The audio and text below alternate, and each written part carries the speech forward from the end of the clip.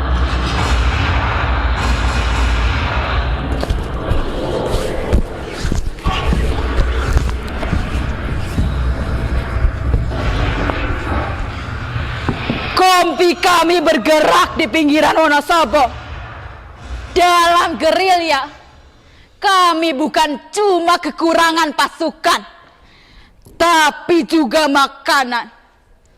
Semua prajurit laki-laki, dan hanya saya sendirian perempuan. Mula-mula, saya ditugaskan di bagian logistik, lalu ikut bertempur. Tapi kemudian banyak jatuh korban. Saya dipindahkan ke bagian palang merah.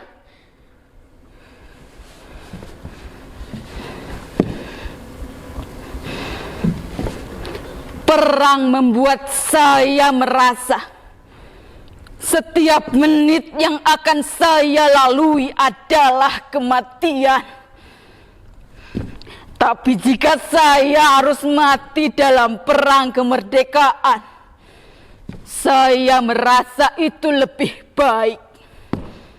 Saya bakal mati sebagai tentara Republik. Bukti kalau sejarah juga milik saya. Orang Tionghoa. Tapi pembunuhan orang Tionghoa masih terjadi di mana-mana. Satu kesalahan orang Tionghoa, semua keluarga Tionghoa satu kampung dihabisi. Tidak peduli orang tua, anak-anak ataupun bayi. Satu hari ada seorang Tionghoa yang dituduh jadi mata-mata Belanda. Lalu entah laskar atau gerombolan liar dari mana datang mengumpulkan Tionghoa. Mereka disuruh berbaris dan berjalan ke kubangan. Lalu satu persatu dibunuh dan ditusuk bambu runcing. Salah seorang dari mereka adalah Teng Kim Kok, adik lelaki saya. Peristiwa itu terjadi ketika saya sedang bergerilya.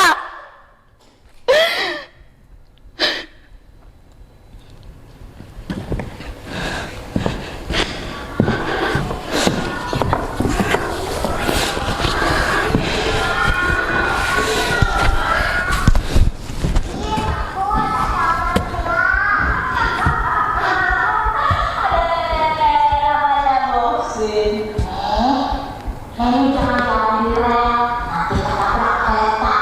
Kalau ketabrak kereta, nanti nenek mati. Kalau mati, nanti rohnya bisa ditayangan jadi hantu si manis rel kereta api loh. Aduh si manis rel kereta.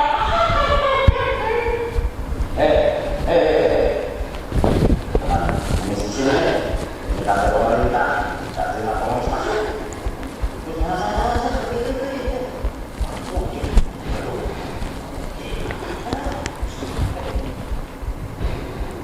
Revolusi sudah selesai.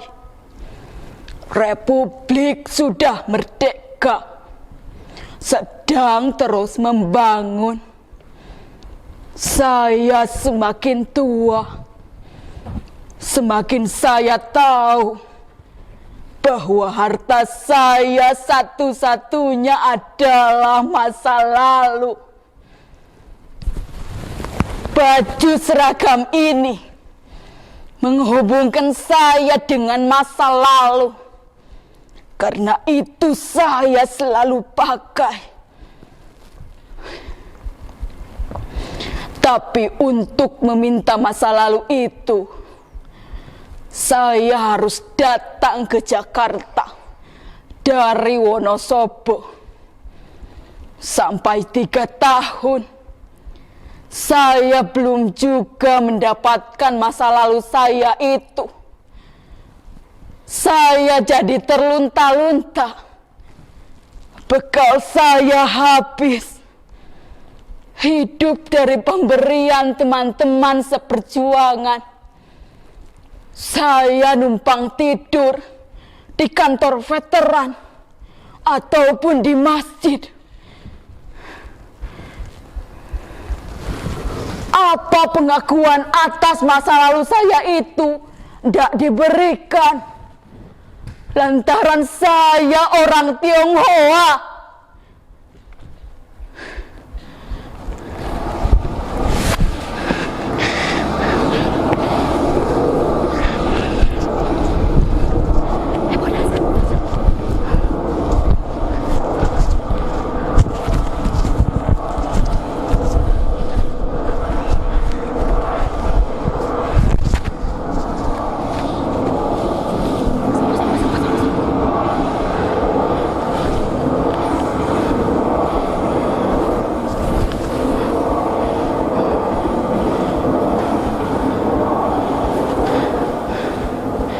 Gusti Allah, urip memang aneh.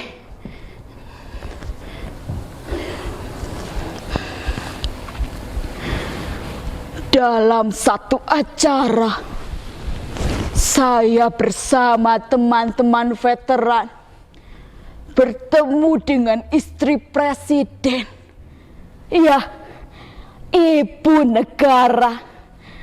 Bayangkan, saya bersalaman dengan beliau dan saya memakai baju ini.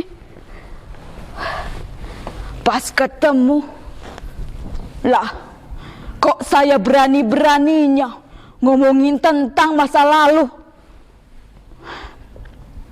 4 bulan kemudian, SK tentang masa lalu itu keluar. Tapi belum ada uangnya. Saya harus menunggu beberapa tahun sampai saya mendapatkan 28.000 sebulan. Seharusnya saya sudah tinggal di Perumnas seperti janji Bapak Menteri Perumahan Rakyat. Tapi ya sudahlah. Tidak apa-apa, mungkin beliau lupa.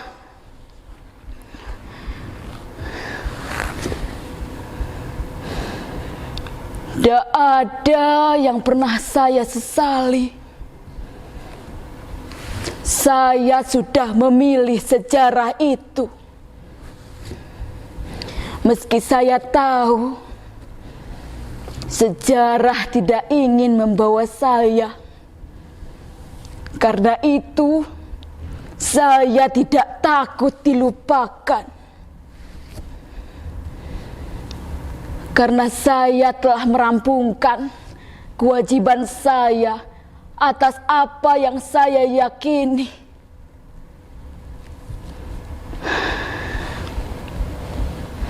Sudah jam berapa ini? Sepi sekali. Suara nyamuk dan jangkrik juga tidak ada.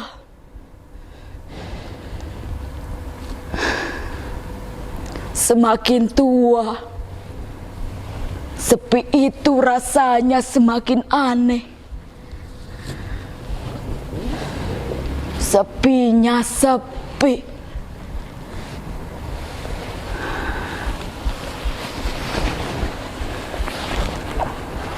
Prajurit Suroto, Bargo, Handoyo, Suroso,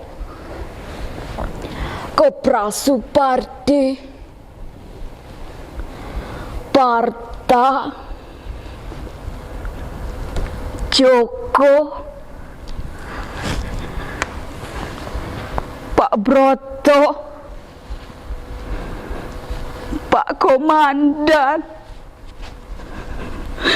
di mana kalian?